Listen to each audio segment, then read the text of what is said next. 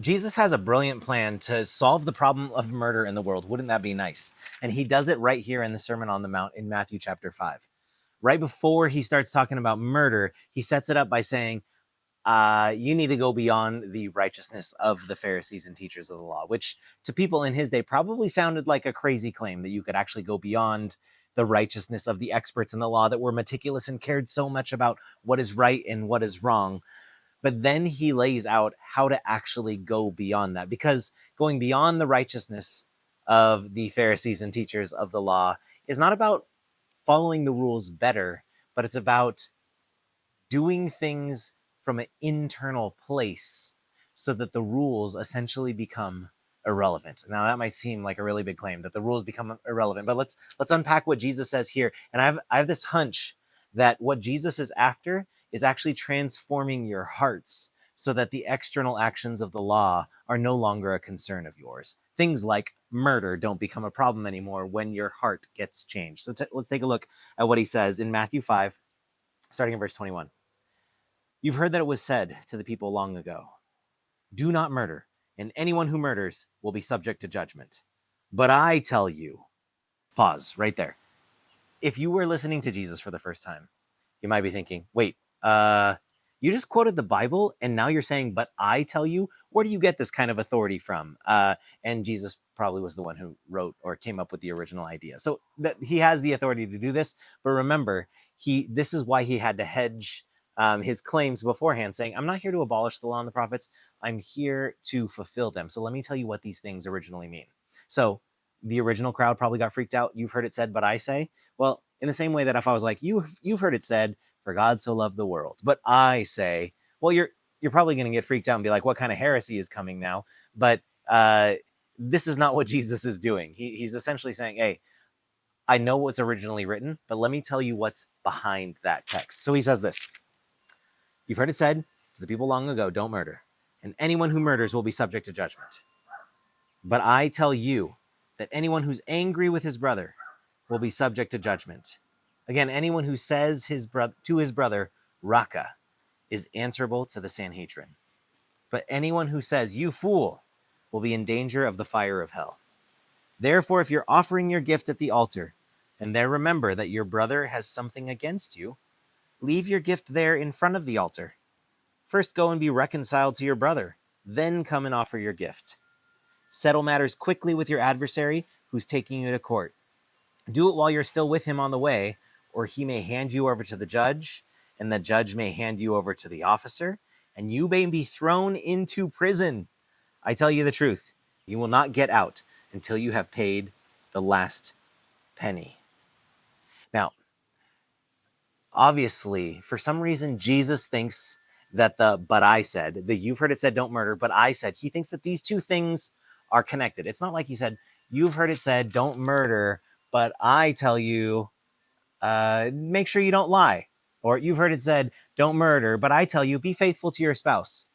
He gives commands in his follow-up, in his escalation of the law, that are actually connected to the original command.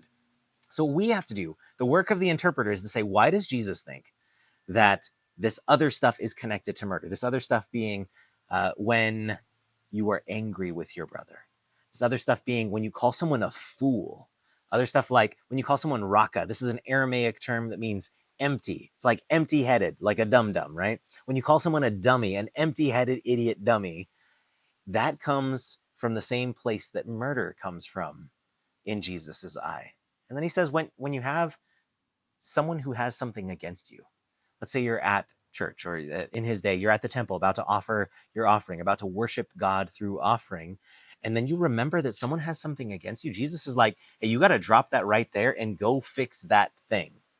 And then he says, even taking it a step further, when you have issues with another person, you have a dispute with them, settle it right away, or there's going to be consequences to you not settling that thing right away.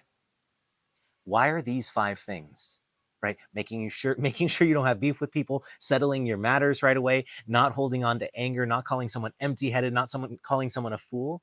Why are these 5 things in Jesus's mind the thing that goes beyond just not murdering? The obvious connection that I think falls short is the first thing he says. Well, don't murder, but then also don't be angry. And I think you can make a case to that, like, okay, well, maybe when you're angry with a person, you can get so angry that you might want to kill the person. But I mean, if you watch enough true crime documentaries and that kind of thing, you know that, hey, that's not the only reason that people kill people, right? Anger is not the only motive for killing people. I also work with a lot of teenagers, and I know that people call each other idiot, dumb, stupid, fool, all sorts of other names that I'm not going to say here. They call each other those names, and a lot of times they're not even angry when they're calling each other these names. A lot of times they use these words just casually because they think it's funny, or that's just how we talk with each other, or that's what's normal in our generation, or it makes me feel good to make fun of them, or that's how the boys like to joke around, or when we get around and we talk about Susie, that's the way we get along. That's how we have a good time. So it's not always connected to anger. Sometimes we call people names. Sometimes we literally even kill people, not because of anger only. Sometimes we don't settle disputes with people, not because of anger, but because of apathy. Maybe you're like, it would be so much drama to try to bring up this issue that we faced in the past. You know what? I'm just going to let it ride. Whatever. We don't have to deal with it. See, that's not an anger issue. That's an apathy issue. And so, what is the unifying feature that ties together these 5 things that Jesus says and murder? You've heard it said, don't murder, but I tell you these other things. And here is what the connecting factor is, at least as far as I read the text. And I don't know, if you think I'm wrong, put it in the comments. I think the unifying feature between murder, calling people names, not reconciling with people, not fixing things with people, holding on to grudges and anger with people, I think the thing that unifies it all together is valuing human beings. So often I've heard people that have held on to grudges, and the reason they don't fix the grudge is because they think the other person isn't worth fixing the grudge with. I know that people have had drama with each other in the past. Maybe you even, like, in your mind, you're thinking of someone you have drama with right now. And the reason you're not fixing it is because there's a little voice in your head that says, they're not worth it. Or maybe it's not worth it. It's either apathy or you think that person isn't valuable enough. Either way, since you don't value them, it's not worth it to solve things with them. Or how about when you're making fun of someone, when you're teasing someone, when you're calling someone names and you know it hurts them. You know that you're saying words that are tearing them down, but you do it anyway. See, the issue isn't anger. The issue is that you just don't value them enough. You don't think they're important enough. And this is Jesus' solution to murder in the world. The solution to not murdering, or not even not even just murder, but like even going to war and killing other human beings on the other side of a border who are part of another army.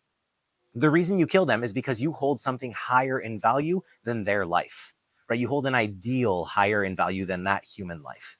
You hold your country. You hold your own self-preservation higher than that person. And because you don't value that person enough, you're comfortable taking that person's life. Because you don't value someone enough, you're comfortable tearing them down with your words. Because you don't value them enough, you're comfortable holding grudges against them. Because you don't value them enough, you don't want to solve issues and reconcile with people. See, if you valued people, Jesus is really smart here. We'd fix the murder problem. If you just valued people, sorry, I'm saying you, but if I just valued people, right? Think about how many of the problems in the world would be solved if I just valued people. And so that's my challenge to you, is to take Jesus's challenge seriously and value people. Even if they aren't on the same page with you, even if they think different things than you, even if they're a part of a different group, different tribe, different friend group, different political party, different race, even if they're in a different place than you, value them. Because that's how we start taking steps towards God's kingdom becoming reality here on earth, just like Jesus desired. So how can you value people today? How can you learn to value people, even maybe some of the people that are hard to value? Remember that that person is created in the image of God and deeply loved by the creator of the universe. Value people. Murder gets solved.